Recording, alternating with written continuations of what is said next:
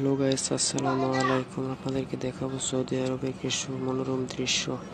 এই পাশে রয়েছে মাদ্রাসা এবং স্কুল, এবং ওই পাশে রয়েছে পাহাড়। পাহাড় কেটে রাস্তা করছে।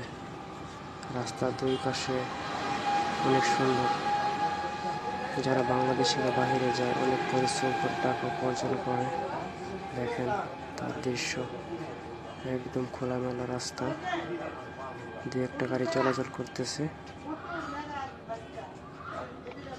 এবং একটু একটু সামনে আপনাদেরকে দেখাবো সামনের দৃশ্যটা।